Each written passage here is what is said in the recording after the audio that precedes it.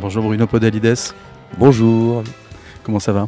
très bien, merci. On fait cet entretien dans les conditions absolument inverses du décor principal des deux Alfred. On n'est pas dans le mode privé, on est quasiment sur des bancs publics en pierre. Avec des sons d'enfants, ouais. Est-ce que ça arrive souvent que des tournages ne ressemblent pas à l'écriture et que des post-productions ou des voyages de promotion du film ne ressemblent pas du tout au film? Oui, je crois que c'est même quasiment jamais raccord en fait. Je crois vraiment qu'on peut tourner une tragédie en se fendant la gueule à la cantine et être très très sérieux quand on tourne une comédie, vraiment. À chaque fois, j'ai jamais eu d'harmonie entre mes sujets et mes ambiances. Est-ce que les deux Alfred, c'est pas un film sur le déclassement professionnel et sur le reclassement amoureux? Il y a deux intrigues finalement. Oui, oui, ça se croise, je suis d'accord. Enfin, il y a effectivement la vie privée et la vie professionnelle et quand l'un va pas, heureusement, on a l'autre, Alors, souvent. heureux au jeu, malheureux en amour. Oui. Et là, c'est presque malheureux au travail, mais à la fin, sans dévoiler la fin, le sentimental semble effacer les turpitudes professionnelles. Dans les deux cas, pour les deux hommes. Oui, enfin moi non plus je tiens pas à raconter la fin, mais il faut être attentif. La fin est beaucoup plus complexe que certains l'ont perçu, ouais. Alors, quelles sont vos qualités principales? Je me bonifie avec le temps. Vous aimez les climats très tendus? Cette idée d'homme moderne constamment sous pression, c'est quelque chose qui était de toute manière récurrent dans tous vos films, hein, depuis Dieu seul me voit à Dieu Berthe. Et je me suis souvenu dans Banc public de cette fête de départ à la retraite où Josiane Balasco, qui représente l'employé modèle mais qui s'est fait chier probablement pendant 40 ans, roule un patin à un bel indien. J'ai l'impression que dans beaucoup de vos films, il y a ça, et notamment dans Les Deux Alfred, c'est l'idée qu'à un moment, trop de civilité, trop de civisme, trop de professionnalisme, ça étouffe tellement les gens, il faut que ça explose. Mais c'est bien que vous mentionnez cette scène-là de banc public parce que Josiane Balasco part à la retraite. On a vaguement l'impression qu'elle se fait lourder en même temps parce que son supérieur hiérarchique, joué par Pierre Arditi, se souvient à peine de son nom. Enfin, c'est terrible parce que je crois qu'elle se sera consacrée une bonne partie de sa vie à cette entreprise et à la fin, c'est le petit pot de départ tristounet. Enfin, on ressentait, je pense, une très grande ingratitude. Et du coup, elle se libère et elle embrasse l'homme qu'elle reluquait sans doute depuis longtemps, qui est comment on appelle ça maintenant, le technicien de surface. Dans Les Deux Alfred, c'est un boldo, votre personnage, dit Alexandre, vous êtes emphatique. Mais j'aime bien ça, donc j'ai essayé de ne pas être trop emphatique. Ça me fait rire, hein. Allez-y. Quand même, votre cinéma, ce sont quand même des citoyens qui doivent parvenir contre vents et marées, sans faire allusion à Liberté Oléron, à préserver leur espace vital. J'ai même assisté à une de vos rencontres la semaine dernière dans un cinéma. Vous disiez qu'en fait, le benchmarking, c'est pas juste une mode, c'est quasiment devenu une idéologie. Oui, oui, oui, qui est très prégnante depuis maintenant au moins 10 ans, où déjà la démarche première, c'est de tout ramener à des chiffres. Tout est quantitatif, c'est-à-dire que alors c'est la jubilation avec Internet parce qu'on peut tout compter sur Internet, le nombre de clics, le nombre de likes, enfin tout est mesurable grâce à l'informatique. Et du coup, on se retrouve à manager les gens en fonction d'objectifs mesurables à plus ou moins long terme, toujours reconduits, toujours plus forts. C'est-à-dire même si vous atteignez les objectifs précédents, bah, vous allez en avoir des nouveaux. Et surtout, en mettant les gens en concurrence dans des domaines où ils ne devraient pas l'être. Le propre du benchmarking, c'est d'établir des camemberts, des PowerPoint, etc., pour des secteurs d'activité qui sont totalement, normalement décorrélés avec l'idée de rendement, si on pense à l'hôpital, à l'école ou la police, quoi, puisque maintenant cette façon de diriger est insérée dans les administrations publiques. Alors vous n'êtes pas comme Ken Loach qui prend un hygiaphone pour dénoncer les choses. Vous êtes plutôt dans une sorte d'humour où chacun doit puiser ce qu'il veut, mais c'est la deuxième fois, je remarque que vous utilisez un tissu pour faire passer un message. Il y avait la voile dans Liberté Oléron, La voile, vive le PSG. voilà. Ouais. Et là c'est les t-shirts. Les t-shirts où Ouais, il y ouais. a, quand on est dans les chaînes, on sent même plus qu'on est prisonnier en gros. Oui, oui, on ne sent pas ces chaînes tant qu'on ne bouge pas. Mais il y a aussi un tissu dans L'Homme Seul, la banderole de L'Homme Seul dans Banc Public. Oui, oui, moi je crois beaucoup au vecteur modeste d'idées. Une fois, j'ai quelqu'un qui râlait parce qu'il y avait un poème de Rimbaud sur un t-shirt et qui disait mais quel... Enfin, je sais pas, que tout était commercialisable. Parce qu'il y avait au contraire, je me dis si quelqu'un dans la journée a une chance de croiser un vers de Rimbaud, c'est très bien, quoi. Ou les petits poèmes accrochés à la RATP. Donc j'aime bien que ça soit véhiculé par des supports tout à fait ordinaires. Je lis la presse à sensation et je sais que votre frère a eu une paternité tardive. Oui. Est-ce que La ça, sensation, c'est peut-être pas le. est-ce que ça a eu un impact quasiment sur la genèse du film? Ça a redéclenché l'envie de faire le film, ouais, que j'avais eu il y a bien longtemps, avec mes enfants en bas âge. Et puis là, le fait de voir Denis de nouveau comme ça porter ses enfants, s'en occuper entre deux rendez-vous, parce qu'il est toujours très très pris, évidemment, ça a réactivé le projet, ouais. J'entendais il n'y a pas très longtemps une interview de Georges Simenon Oui. qui expliquait comment il se mettait à écrire ses romans et que paradoxalement, quand il écrivait des romans légers, il prenait un gros feutre et quand il écrivait quelque chose de plus sombre, Crayon à papier. un crayon à papier. Ouais, ouais. On ne sait pas forcément où on va quand on écrit un scénario, surtout quand on est le seul auteur et qu'on n'adapte pas de livre. Est-ce qu'il y a des atmosphères, est-ce qu'il y a des mises en préparation qui fait que malgré tout, on sait le cap final, mais on ne sait pas forcément comment on va y arriver? Ça dépend des projets. Mais j'ai souvent une vague intuition. Enfin, en tout cas, j'essaye toujours de sortir par le haut d'un truc. C'est-à-dire que j'ai pas trop envie d'emmener les spectateurs pour les accabler, leur faire tomber dessus le poids du monde, parce que je pense que tout le monde le ressent suffisamment. Donc je cherche le petit rayon de lumière dans l'enfer que j'ai moi-même créé, quoi. Pour faire court. Et du coup, je navigue à vue quand même. Je me méfie des plans, des writing process qui se dessèchent, voulant absolument atteindre cette fin-là. Donc je me laisse un peu conduire par un courant, considérant que très tôt, le film me parle en fait. Je suis à l'écoute de cet objet qui me dit Bruno, cette scène-là, j'en veux pas, j'ai plus faim. Celle-là, elle est trop longue, celle-là, elle est trop courte. Et qui s'est un petit peu détaché de ma propre imagination. Sur France Inter, il n'y a pas très longtemps, vous avez dit que vous écoutiez pas mal de Thelonious Monk Oui. pour écrire, plus Oui. que du Daft Punk qu'on entend dans votre film. Non, aussi du Daft Punk, mais c'est vrai que bizarrement, les pianistes de jazz me portent beaucoup. J'ai longtemps eu une période Art Tatum qui me mettait dans une sorte de légèreté et de virtuosité à la fois.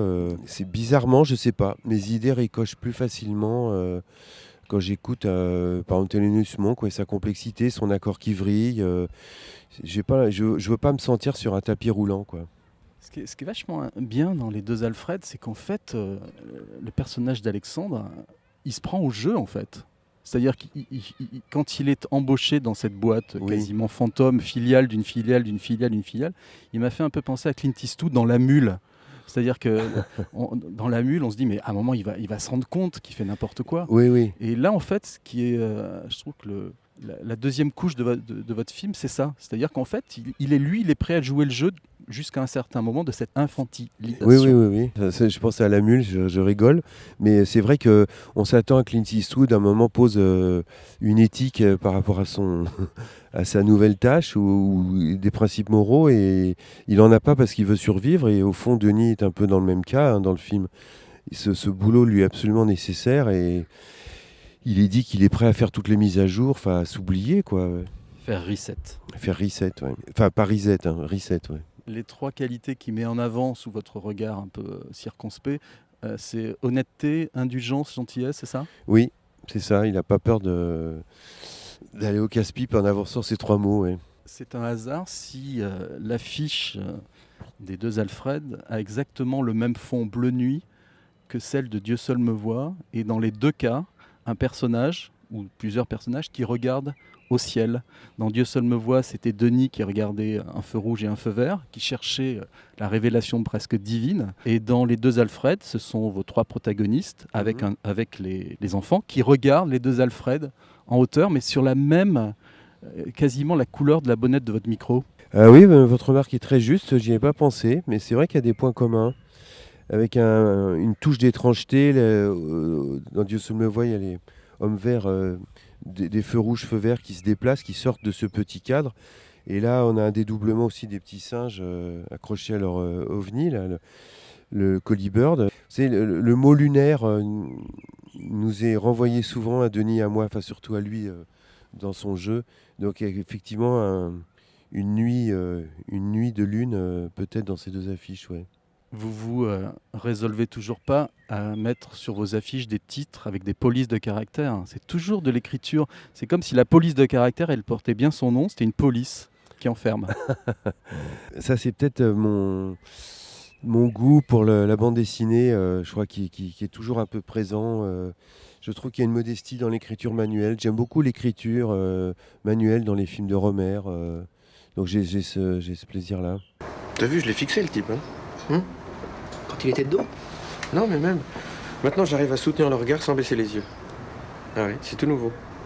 Je pense à rien, je fixe, et puis ça marche. T'as vieilli. J'ai mûri. Ah, sinon, il y a un autre truc, c'est de regarder en fait à côté. Enfin, à peine, toi, pour que l'autre le voit pas. Tu fixes ton regard sur ma paupière supérieure. Ouais, et J'ai alors? l'impression que tu me regardes. Dans les yeux. Ouais. Ouais. Non, mais toi, c'est pas un très bon exemple parce que j'ai pas vraiment de problème pour te fixer. Votre regard, en général, c'est un regard d'égard. Vous êtes toujours des égards pour les gens. Je crois que vous êtes le réalisateur français qui utilise le plus de jurons dans ses films, surtout quand on s'y attend pas. Ouais. Et en même temps, le regard, là, cet échange entre Jean-Noël Broutet et votre frère, c'est un regard de votre cinéma, quoi. Ah ouais, bon, je me rends pas compte de ça du tout. Alors là, je suis un peu troublé parce que le réalisateur des jurons, j'ai plein de jurons dans mes Je films. me souviens dans Paris je t'aime, quand vous avez trouvé une place pour vous garer, Ouais. vous traitez quelqu'un de... T'as une tête de con, Ah oui. même dans Voilà... Ah oui, c'est le capitaine Haddock qui est Voilà. en moi, ça. Ouais, c'est sûr. Certain. Moi, il y a quelque chose qui m'a beaucoup frappé dans les deux Alfred, c'est le tout début. Oui. C'est-à-dire quand les deux personnages se croisent à la crèche, Oui. l'écureuil, c'est ça ? Oui. 95% des réalisateurs français auraient montré ce qu'ils voient, c'est-à-dire des marmots, des enfants braillant dans la salle de crèche. Et là, on reste uniquement sur les deux personnages. Oui. Est-ce que c'est des questions justement d'allusion à la BD, où on a un cadre, on le garde ? Est-ce que c'est une volonté tout simplement de ne pas tout montrer, et surtout pas montrer tous les clichés qu'on voit d'habitude ? Oui, il y a de tout ça. Je trouve souvent que le son est bien plus drôle que l'image. L'image nous renvoie vite à un côté documentaire, surtout avec des bébés, des enfants, parce qu'on sait qu'ils ne jouent pas pour nous. Donc déjà cette gêne-là. Donc je m'amusais avec le mixeur à mettre des enfants qui braillent. C'était beaucoup. Et je voulais pas question de faire brailler des enfants pour le cinéma. C'est ça qui m'embête avec les enfants quand ils pleurent à l'écran. Je sais qu'ils pleurent vraiment. Donc j'ai toujours un malaise, quoi. Et moi, je veux pas pousser des enfants à brailler pour le film. Et puis, je crois que l'essentiel de cette scène, c'était Denis et moi. Donc, c'était pas l'entourage, le décor, etc. Et troisièmement, j'ai un super argument aussi, c'est qu'au niveau production, vous tournez ce plan en 1 heure, alors qu'avec des vrais enfants qu'on voit à l'image, c'est tout de suite au minimum la matinée. Donc en plan de travail, j'ai gagné beaucoup de temps. Ça va encore plus loin parce que dans le café au début où les deux personnages font connaissance, Oui. on ne voit même pas le serveur. On est dans un espace presque abstrait. Surtout qu'il y a cette espèce de dessin d'Hugo Pratt un peu raté. J'ai changé de bistrot au dernier moment pour le film. Celui que j'avais prévu était plus disponible. Donc là, je me tapais cet hommage à la bande dessinée dont je ne voulais pas, qui était en couleur, que j'ai passé en noir et blanc, mais j'ai pas pu gommer. Et du coup, bon, ça fait assez petit bistrot de banlieue complètement improbable. Je trouvais ça assez raccord. Comment vous étiez à l'école ? J'ai été dissipé, un peu. Je voulais faire rire mes copains, quoi. Donc je faisais des galipettes dans les allées. J'étais un peu pitre, ouais. Mais du coup, pas très, très bon élève. Ouais. J'avais des gros problèmes de conduite. Quand on interviewe des musiciens, des vrais, moi je leur demande souvent, est-ce qu'à un moment vous avez senti un moment de bascule où vous vous êtes dit j'ai une voix ? Est-ce que pour vous, à un moment vous vous êtes dit progressivement j'ai un regard ? Ah non. Non, c'est très curieux d'ailleurs, j'en reviens pas parce que certains me disent mais si tu parles un peu de cinéma alors que moi j'en ai aucun souvenir. Non, j'ai énormément tardé à me dire que cette passion que j'avais pour l'image, faire des photos, je faisais des montages, tout ça, j'ai tardé à comprendre que ça pouvait être mon activité principale, mon gagne-pain, mon métier, mon art même, on peut le dire, m'exprimer comme ça. Non, c'est très curieux. J'étais plus sur le spectacle avec Denis en fait. C'était surtout, c'était pas regarder, c'était jouer au sens acting, acteur. Ça très tôt, mais pareil, nulle question que ça en devienne une trajectoire quoi. Ce que j'avais trouvé super émouvant dans Bon Public, c'était l'idée que vous montriez des gens avoir le temps et l'espace de regarder, puisqu'on parle de regard. Oui. Et si ma mémoire est bonne, c'était inspiré d'une nouvelle, c'est ça, où quelqu'un apprenait qu'au Jardin du Luxembourg, on avait supprimé des bancs et il se suicidait, c'est ça? Oui, c'était une nouvelle que n'a jamais écrite mon ami Michel Butel. Voilà, un type se rendait compte que les bancs du Luxembourg avaient été démontés, enlevés, et il rentrait chez lui et il se tuait. Et ça m'avait marqué et du coup j'étais resté sur ce... disons que ça a révélé en moi l'amour profond que j'éprouve pour les parcs, les squares, les jardins publics et les bancs publics que du coup j'essaie d'exprimer dans bancs publics. Ouais. À propos du ton, là, du regard, je me souviens d'un texte que vous avez publié, je ne sais plus si c'était dans les Cahiers du cinéma ou dans la revue de Michel Butel, où vous parliez de la guerre du Golfe. Oui. Et au lieu d'attaquer bille en tête l'impérialisme américain, comme l'aurait fait avec talent, hein, Ken Loach ou Costa Gavras, vous, on était plus dans la description de comportements super légers de la part du président américain à l'époque. Il y a toujours cette idée qu'on retrouve encore dans les deux Alfred, c'est ne pas condamner, Oui. mais offrir en miroir aux gens, comme ça, s'ils se voient aussi ridicules que les employés de la boîte là, que vous montrez, ils n'auront plus envie de refaire la même chose. Oui, je crois assez à cette efficacité-là, moi. Je pense toujours que si on rigole de quelque chose, on s'en libère. Donc là, une spectatrice m'a dit « Ah, il faut absolument que je montre ça à ma collègue, parce qu'elle me noie sous les termes franglais, techniques, etc. Le film va lui faire réaliser ça. Je trouve, voilà, je suis très content de ça. Bien plus qu'un message, un slogan ou quoi que ce soit qui, je sais, n'est pas le propre du cinéma. Au cinéma, je trouve que la plus grande richesse, une des plus grandes richesses du cinéma, c'est de s'identifier à des gens qui n'ont rien à voir avec nous. C'est idiot, mais on peut s'identifier à un pédophile au cinéma, à je ne sais quel monstre, et justement pour retrouver la part d'humanité qui nous sauve tous, quoi. Et donc, je veux simplement qu'on vive une expérience au cinéma, une autre vie, mais sans qu'on soit puni par un proverbe, une morale ou un message. À propos de regard dans vos films, notamment dans les deux Alfred, il y a assez peu de chant contre chant. À part dans la séquence du repas chez le maire, Ouais. j'ai l'impression que c'est quand même votre regard sur les êtres humains plutôt qu'un être humain qui regarde un être humain qui regarde un être humain. Ils sont très souvent 2 ou 3 dans le cadre. Ah oui. Et on casse un peu cette habitude des chants contre chants, souvent trop signifiantes. C'est pas forcément pensé, c'est ça, de votre part? Quand même, c'est-à-dire que au début, j'avais une espèce de lutte contre le chant, je me souviens, qui me paraissait le truc télévisuel, un peu basique, mais surtout dans le fait qu'on coupait l'espace entre deux personnes. Là, cette caméra-là, elle filme nous deux, et je crois que c'est comme disait Cézanne, je peins aussi ce qui est entre la pomme et la carafe. Et du coup, si je suis la pomme et vous êtes la carafe, c'est l'espace, c'est entre nous que ça compte aussi. Et pas uniquement. Parce que ça induit toujours un petit conflit, le chant contre chant. Une frontalité des regards. Et voilà, ça dépend. Il y a des scènes de rivalité où ça va être très bienvenu. Mais là, on est en totale harmonie dans ce charmant parc. Et du coup, la pomme et la carafe s'entendent bien, ça, tout va bien. J'ai n'importe quoi, mais bon. Je vous propose d'écouter un deuxième extrait, c'est un mix. Alors attention, il y a un piège. Ouais. Il y a un extrait qui est mondialement connu. Ah. Et il y a un extrait qui le sera un jour. On écoute. Il y a Brigitte Bardot et Michel Buteau. Oui. a aussi Jacques Palance et Georges Lamolle.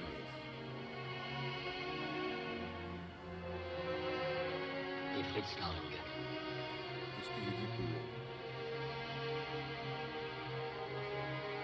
Les prises de vue sont de Raoul Coutard. Il y a Jean-Pierre Tafouette et Philippe Bubu. Et le son a été enregistré par William Cizelle. N'importe comment. Le montage est d'Agnès Guillaume. Oui, enfin, si on peut appeler ça montage. Philippe Dussart s'est occupé de la régie avec Carlo Lastricati. Il n'y avait pas de pain à la cantine. C'est un film de Jean-Luc Godard. Oui, c'est pas prouvé ça, hein, excusez-moi, mais on était quand C'était même... la musique du film intitulé Voilà. Il s'agit d'un film de Bruno Podalides. Il a été produit par Flagrant Délit Productions et les Films du Continent. Denis Podalides et Jean Briot sont les deux acteurs principaux. Alors en quelques mots, voici l'histoire. Au début du film, on voit quelqu'un conduire une voiture et écouter la radio. Puis il change souvent de station et puis à un moment donné, il commence à... Ah, c'est bien gentil. La voix de Pascal Rocard. C'est bien gentil de se moquer du mépris, mais vous voyez, dès votre deuxième moyen métrage, vous rentriez vous-même dans votre propre histoire. Oui, oui, une magnifique mise en abîme. Ouais. Non, c'est drôle parce que je n'avais jamais pensé. C'est comme quoi les films nous imprègnent, ça j'en suis persuadé, sans qu'on en ait conscience. Parce que si je m'étais dit, ah, mais finalement Godard l'a fait dans le mépris, je ne l'aurais pas fait, je crois. Alors que évidemment, je connaissais très très bien, j'ai adoré ce magnifique générique de Godard. Mais ma modestie ou je sais pas quoi fait que je pensais que jamais personne ferait le, le pont. Mais l'idée que depuis... j'ai remarqué une Sophie Fonfec au générique de Les Deux Alfred en production, personnage qui fait référence à Dieu seul me voit. Bon, vous êtes fan d'Hergé. Est-ce qu'il y avait quand même... Pierre Gaffier, le détective privé du cinéma.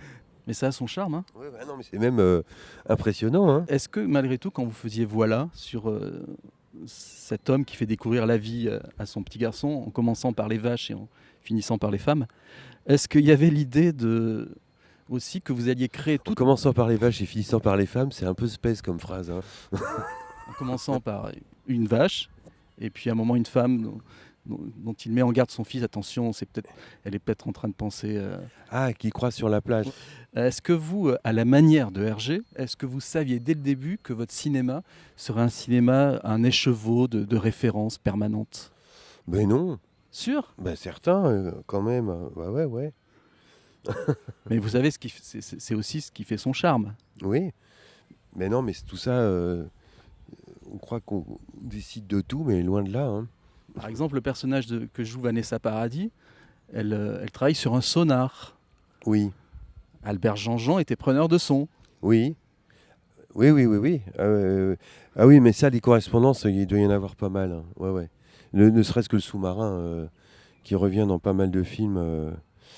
Ça, j'ai un truc à travailler avec le sous-marin. Je sais pas quoi, mais il y a quelque chose derrière le sous-marin. Je crois qu'on ne peut pas aborder votre cinéma sans aborder la thématique du trampoline. Ah ouais, pareil. Trampoline, un mort chez Ouais. Euro Disney dans Dieu seul me voit. Ah oui. Et là, le ridicule de la séquence du patron, là, dans Les Deux Alfred, qui dit avec cette phrase mémorable, je peux pas vous suivre, je suis bloqué sur le trampoline. Et il y a un trampoline dans Liberté Oléron, l'enfant fait du trampoline dans l'écluse aussi. Donc il y a aussi non seulement le sous-marin, mais le trampoline à creuser. C'est une figure burlesque, le trampoline. Hein. C'est une espèce d'envol raté, éternellement recommencé, accompagné d'un son de ressort assez comique. Donc je suis pas à l'abri de... Puis il y a une réplique qu'on n'entend quasiment pas dans Les Deux Alfred, mais qui me fait rire. C'est à un moment, le patron qui est bloqué, il dit « I am on the trampoline » pour essayer de se faire entendre. C'est beau une famille, non? Oui. Tout ce qu'on a construit. Tu te rends compte? Tous ces cris, ces engueulades, cette joie, viennent du simple fait qu'un jour, En examen de chimie organique, je t'ai passé la formule de l'acide acétylsalicylique. Je le savais très bien, c'était pour te draguer. Oh, c'est pas vrai. Tu sais même pas que c'est de l'aspirine. Je t'ai bien repêché sur là. Hein. Tu parles d'un poisson. Ah, ça. Pauvre Freddy, et tu étais fort. Ce que j'ai trouvé presque poignant dans les deux Alfred, c'est la manière dont vous filmiez les repas quand ils se retrouvent chez Alexandre. On a presque l'impression que vous les filmez comme s'ils étaient des maquisards. Comme s'ils ils se cachaient du monde moderne qui oblige au benchmarking. C'est filmé de manière... ouais, voilà, ici au moins on est protégé. Oui, parce qu'il y a peut-être le gros plan de spaghetti bien plein au début qui fait corps, qui fait, je sais pas, qui fait du lien, j'en sais rien. Ouais. C'était intéressant comment j'ai filmé cette scène. J'ai tenté un truc, c'est que j'ai filmé le repas dans 4 axes. Vous savez que vous avez 4 personnes, et ben j'ai fait les 4 axes avec les gens, les 4 personnages même taille. 4 fois comme ça pour que les regards ne soient pas... celui qui parle n'est pas forcément au centre de l'image. Et au début, j'avais même essayé de tourner comme ça. Quel que soit le dialogue, je passais dans les 4 axes comme ça, comme un effet d'horloge ou d'engrenage. Finalement, j'ai un peu plus respecté le dialogue, mais j'ai gardé une espèce d'idée que surtout ils sont liés les uns aux autres à ce moment-là. Il n'y en a pas un, j'ai pas isolé personne. C'est constamment les 4 qu'on voit à l'image. 4 chants contre chants, les 4 à l'image. Dans vos films précédents, vous êtes souvent amusé à coacher votre personnage, le personnage de votre frère, que ce soit dans Liberté Oléron, dans Adieu Berthe. Là, j'ai remarqué, attention, une légère translation. Oui. C'est vous qui vous allongez sur un divan avec des lunettes de soleil pendant qu'il est au premier plan. Et vous votre personnage, donc entrepreneur de lui-même, essaye de s'en sortir au jour le jour. Alors, ce divan, c'est juste un divan ? Non, effectivement, les rôles sont un peu renversés à ce moment-là.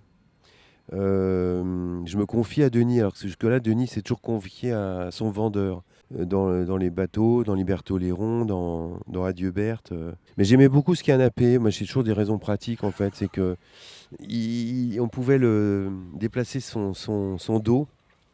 Donc, je m'en suis bien servi. Je me réveille coincé entre 2 coussins. Il était modulable. Donc, pour une mise en scène, c'est super pratique. On voit beaucoup de vos comédiens fétiches dans les deux Alfred, jusqu'à Isabelle Candelier qui joue une passagère en mode motus absolument géniale. Est-ce que vous trouvez qu'il y a un peu de vrai dans cette remarque de Jean-Jacques Benex qui a dit un jour que peut-être une des meilleures manières de faire un film, ce serait de sélectionner des acteurs d'abord, les mettre dans une espèce de pot commun, et puis leur associer des personnages une fois qu'on a choisi les acteurs. C'est-à-dire, en gros, un petit jeu de hasard. Est-ce qu'il y a certains acteurs qui auraient pu jouer d'autres rôles dans certains de vos films ? Oh, certainement, mais je n'arrive absolument pas à me dire tiens, je vais bosser avec un tel.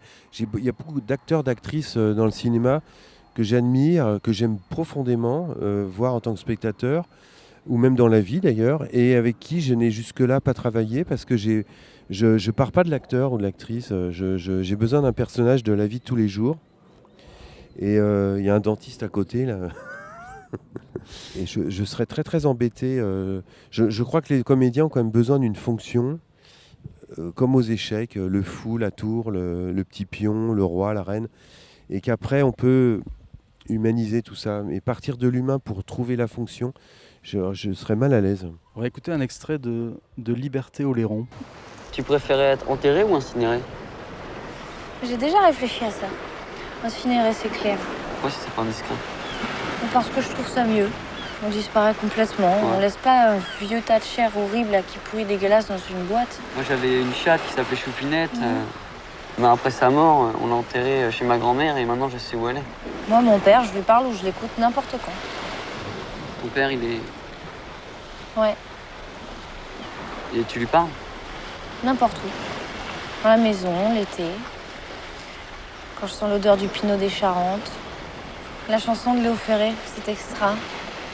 Il l'a chantée en changeant les couches de ma petite sœur. Et puis il y a... Enfin bon, tout ça pour dire que j'ai pas besoin d'aller au cimetière. Moi j'aimais bien retourner chez ma grand-mère voir ma Choupinette. C'est Liberté Oléron et c'est aussi Liberté Incinération. J'ai choisi cet extrait parce que moi, ce qui me frappe dans les deux Alfred, c'est le côté cohésion entre les enfants ou les adolescents ou les jeunes adultes et les adultes. Oui. Ça commence dans une crèche, mais la résolution de l'intrigue, c'est la chenille. Oui. C'est la chenille, c'est l'enfance. C'est-à-dire que le monde des adultes est mis à mal par une stratégie inventée par un personnage qui a 20 ans. Et qui est très mature, comme la jeune fille de Liberté Oléron. Oui. J'avais vaguement en tête pour cette séquence le joueur de flûte d'Amelin qui entraîne tous les enfants hors du village. Et donc là, elle, avec son espèce d'appareil, elle entraîne les employés à l'écart pour pouvoir leur parler à l'abri des oreilles du patron. Et puis après, il y a un manège, mais c'est vrai que je reste attaché à des schémas, des figures enfantines, malgré moi. J'ai des grilles comme ça, j'ai besoin de comme d'autres puisent dans la mythologie grecque. Hein. Moi c'est les contes, le Petit Poucet. On peut chercher du Petit Poucet dans plusieurs films. J'ai le Petit Chaperon Rouge dans certains films. Je suis animé comme ça par des schémas narratifs qui remontent à l'enfance. Quand Alain Resnais, dans Mon oncle d'Amérique, il prend des petites souris de laboratoire pour montrer que l'être humain n'est pas si différent selon les cages dans lesquelles on le met ou les stimuli. Est-ce que c'est une manière de voir aussi, de filmer, de voir la vie, de voir les gens qui vous est proche, indépendamment de votre proximité avec Resnais? Ça vous avait marqué à l'époque, ça C'est le film de Resnais qui m'a le plus marqué. D'abord parce que je crois que c'est historiquement celui que j'ai découvert au cinéma. Puis j'aime énormément qu'il essaye de trouver de la poésie dans la science et du trivial dans l'amour. Je m'arrête net. L'angoisse de l'intervieweur. Merde, il vient de dire un truc hyper important, j'étais pas dessus là. C'est cette opposition dans le film qui m'avait plu. Après, j'ai pas le regard, moi, suffisamment scientifique ou voire cruel pour me pencher comme ça sur les petits hommes et en voir des souris. Même pas laborantin? Même pas, non, je crois pas. Allusion au métier de votre papa. Ouais. Non, il était pharmacien. Ouais. Laborantin, c'est dans Liberté Oléron qu'il est laborantin. Je sens que je suis pas très à l'aise chaque fois qu'on ramène l'homme à l'animal. Même si c'est la tendance lourde aujourd'hui, je crois qu'on a un supplément d'âme que je n'explique pas, mais qui m'empêche d'être dans strictement l'approche... comment on appelle ça déjà quand on regarde les animaux, les l'anthropomorphisme. Oui, ouais. Malgré votre lien très étroit au dauphin. Mon affection pour le dauphin, ouais. On entend presque un dauphin là, derrière là. Précisons que nous sommes à Bois-Colombes dans les Hauts-de-Seine. On va écouter un dernier extrait, un extrait de Comme un avion.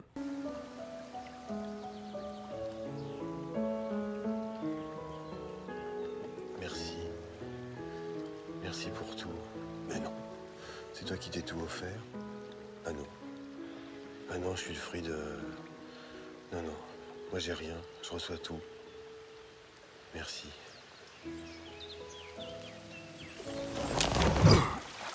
Qu'est-ce que c'est que cette saloperie? Condensé de votre cinéma, quelques notes de piano, la nature et tout d'un coup un truc. Et le rappel à l'ordre. Ouais. Alors, c'est quoi la part de sueur et la part d'inspiration quand on écrit? Je veux dire, là où vous en êtes dans votre parcours, vous dites merci le plus souvent à quoi? Merci à vos recherches à 4h du matin, les notes que vous prenez dans le RER pour trouver des scénarios, l'accumulation, ou à un moment, merci à des étincelles, merci à des comédiens, merci à l'actualité. Elle est belle votre question, parce que je trouve que c'est très important de savoir dire merci. Et j'ai très peur de l'ingratitude, donc je dis merci évidemment à tous ceux qui ont travaillé avec moi sur un film, parce que c'est une grosse équipe, donc je pense pas qu'aux comédiens, mais à toute l'équipe et à la production, ceux qui ont trouvé l'argent pour que ça se fasse. Là, je me crois au César tout d'un coup. Mais non, le merci, il est aussi dans ceux qui m'entourent, parce qu'ils me laissent du temps pour travailler. C'est vraiment une lutte permanente d'avoir suffisamment de retraite pour se concentrer. J'y arrive pas à écrire comme ça, moi, au coup par coup. Il faut que j'ai des périodes vraiment isolées. Et puis je dis merci aux cinéastes qui m'ont enchanté parce qu'ils me font croire toujours au cinéma, qui est comme une idée malmenée, là, surtout récemment avec la crise sanitaire, les plateformes, tout ça. Il peut y avoir du cinéma dans les plateformes, hein, vraiment. Grâce aux plateformes, là, j'ai revu beaucoup de Capra et c'était merveilleux. Mais j'ai envie de dire surtout à des cinéastes qui m'ont tant fait rire ou tant ému. C'est eux qui me redonnent encore la foi. Il y a une semaine, dans la salle où vous avez présenté votre film et où j'étais aussi, il y a un spectateur qui vous a demandé quels étaient les films qui vous impressionnaient. Et vous avez répondu, c'est plus des états d'esprit de réalisateurs, au final, que des films en eux-mêmes. Oui, c'est vrai.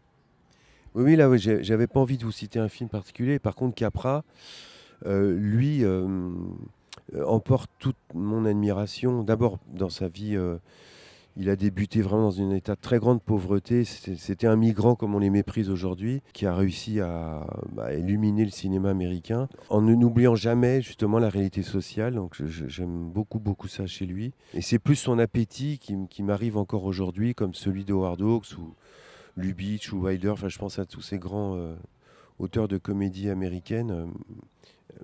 Je pourrais citer aussi en Europe, etc. Mais oui, ça continue de me faire rêver. Et les livres autour d'eux aussi. Et on peut retrouver d'ailleurs vos goûts dans la Cinétech. Je crois que vous avez fait les 50 films que vous préférez. Juste un mot pour finir sur l'image de la femme dans vos films. Oui. Là, elle n'a pas d'homme, Sandrine Kiberlin. Agnès Jaoui était veuve. La voisine dans Liberté Oléron disait il n'y a plus de papa ou un truc comme ça. Est-ce que le fait d'avoir une femme seule dans une intrigue, c'est la possibilité de l'intrigue, ou est-ce que... Mais il y a des hommes seuls aussi. Hein. Vous en avez même filmé un, oui. Ouais. Sandrine Kiberlin, elle est presque, quand elle apparaît à l'écran sans attache sentimentale, elle est presque un personnage mythologique, quoi. C'est la femme. Ah bon, ça c'est vous qui la voyez comme ça, hein. Je ne me suis pas dit ça. Non, je crois que ça ouvre le champ des possibles, évidemment, d'une rencontre dans un film, si la personne est... Mais bon, je crois avoir aussi raconté des histoires où des femmes étaient mariées, je ne sais plus. Je n'ai pas l'impression d'avoir cette figure mythologique dont vous parlez en tête. Et votre personnage dit du personnage de Séverine, donc Sandrine Kiberlin, j'aime beaucoup sa manière d'éviter un bâillement. Oui. Ça, c'est de l'écriture, c'est du vécu. Non, en fait, ce que j'aime bien, c'est l'idée que le spectateur croit avoir aperçu un truc pour lui-même et que finalement, le personnage l'a vu aussi. Ça, je trouve que c'est une figure de cinéma assez rigolote. Après, Sandrine, dans la vie, imite très très bien les gens qui réfrènent un bâillement. Et elle m'a toujours fait rire en faisant ça. Donc je m'étais dit, tiens, je le mettrai au cinéma. Enfin, je le ferai. Donc je lui ai demandé de le faire. Voilà.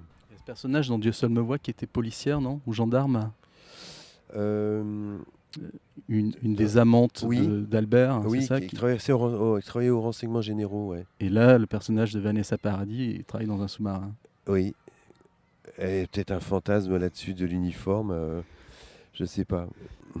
Deux petites questions. À la fin de Liberté Oléron, quand l'épouse raconte sous un mode presque enjoué les catastrophes qu'elle a vécues dans le bateau, est-ce que c'était une volonté pour vous dans l'histoire de montrer que dans un couple, on se serre les coudes et puis on travestit la réalité quand on la transmet aux autres, ou est-ce que c'était plus dur que ça, c'est-à-dire beaucoup plus dur. Ouais, elle-même, en fait, elle-même n'avait pas la boussole, quoi. Oui. Non, c'était pour alerter sur le grand danger des familles, qui est de tout de suite recouvrir de sable les conflits, alors qu'il est absolument salutaire que ça soit mis sur la table dans toutes les familles. Enfin, ça va du secret de famille, comme on dit, qui est toujours une bombe à retardement. Et là, elle commence dans le secret de famille. Là, elle commence à travailler, à enfouir le petit drame qu'ils ont vécu, et il n'y a rien de pire. Donc c'était vraiment une mise en alerte là. Ouais. Est-ce qu'il y a un anagramme au nom Séverine Cuplé? Je dirais pas que j'ai passé ma nuit à le chercher. Séverine Cuplé, c'est le nom du personnage de Sandrine Kiberlin. Oui. Est-ce qu'il y a les noms de famille Ils me viennent spontanément et je veux plus y réfléchir.